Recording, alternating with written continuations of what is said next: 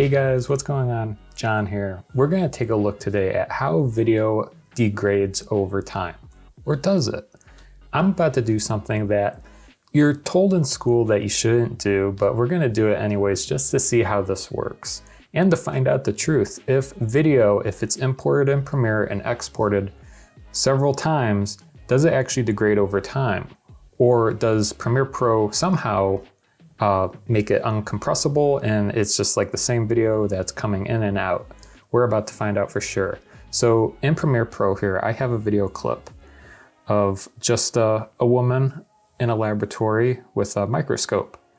And what we're gonna do is export this 100 times. So basically export this out, re-import it, make a new sequence and export it back out and see how it degrades over time. So this clip, if we look at it here, it is actually a 4K clip. So it's 3840 by 2160. So it is high res. It's at 25 frames a second here. And what's cool, and what I'm going to show you also here, is that we're going to use the new feature in Premiere Pro, the quick export button. So this can be found in the top right. And this is pretty cool if you just want to export something quickly and you already have the file destination. It's going to export it with the sequence name, but in this case, I'm exporting it to a folder that has the source clip, so it's going to add a number 1 next to it. But in this case, for me, this works because I'm going to have to label it anyways 1, 2, 3, 4 as I start doing this. So what's cool is if you don't have it set, you can click on this and then choose where you want to save it. I'm just working out of the downloads folder. We'll click save. Then under here, you have different presets you can choose from. So that's pretty cool. And down here, just a brief overview of the codec, the resolution, frames per second, bit rate, length, and audio, and the estimated file size. And then you click export, and it will export it, which is very cool. Once it's done, you'll go to the Finder, and a little message in Premiere pops up there in the bottom right. But in the Finder, and then we'll just import this. Make a new sequence, do it again, click save, export, and I'm just going to do this 100 times and we'll see how this works. So stay tuned, we'll be back shortly.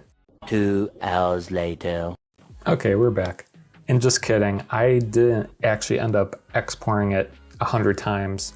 I actually could only really do it like up to 19, 20 times. Because Premiere Pro actually started getting really slow exporting it. It was having a tough time, like it was getting stuck at the very end at like 98, 99%, and it couldn't like finish it quickly. So I ended up around 19, I stopped.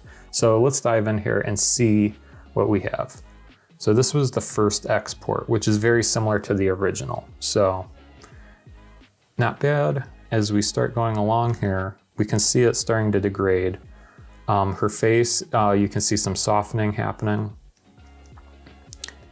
And as we get into around 5 or 6, you'll start noticing pixelation and artifacts. So it does indeed degrade over time when you export, import, and re-export the same video. As we get along here, you can see by 9, it's really starting to show up, and especially by 10, actually 9 to 10, I would say 7,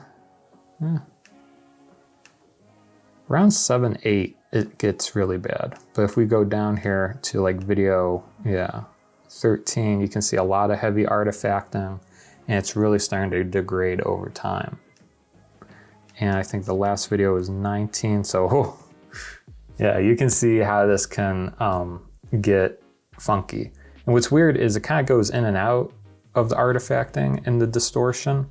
So, you know, some parts are fine, some parts are not, and Premiere Pro is trying to recognize and, you know, add it back in those pixels that you imported, and it's just having a tough time rendering it out, you know, trying to read what was and what is and what it should be, where actually it's just the same thing.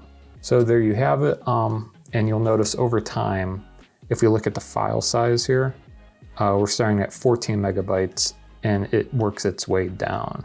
So it is actually losing more data as it's being re-exported in Premiere Pro over time. Yeah, because 19, we're down to 3 megabytes and we started around 14 megabytes. So you can see how that file degrades over time. I took this a step further actually. So I wanted to see if it was just a video thing. And I did a photo as well, and I used Photoshop. So I opened the photo of a flower, and so I have this original photo of a flower, and I exported it about 20 times, around the same amount of times as the video.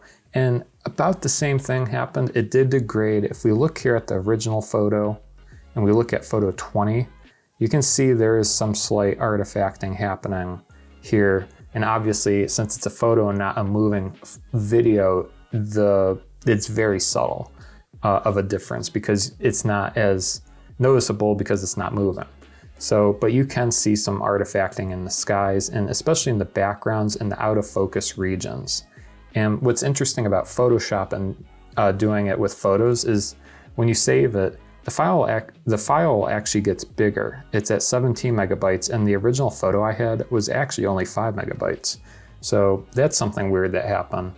So what can we learn from today's experiment in video? I think, the reason I wanted to do this is because I've been doing this a lot more lately as we are in a virtual space, because, we create videos, we send it out, it's getting encoded and streamed somewhere, and then afterwards we're taking it and like trimming it or editing it, and we end up re-editing this same video like 2-3 times. And I was actually wondering, well, I'm not seeing a difference, but there probably is a difference. And sure enough, there is. I honestly think based on what I saw and did, you can get away to up to like 3 to 4 re-exports of the same thing. I wouldn't go past 5 or 6. That's when you start noticing a lot of artifacting. Like 5 here isn't too bad. But if you skip to like 8 or 7 even, 7 you start seeing more softening and features, and then more pixelation. So that would be my takeaway. If you have to re-export or trim something of the same video, I would only do like up to 5 maximum. So that's really the takeaway from this video. I hope this helps you if you are kind of in the same boat that I am, like taking videos that are streamed somewhere, exported, and you have to trim something or re-export it or add it into a different video project. Really, I think the takeaway is only do it up to 5 times, and you'll start to notice a drastic change in the quality of the final product. So there you go. I hope this video has helped you. If you learned something, if not, but it is confirmed that video does degrade over time. So we'll see you next time. Thanks for watching.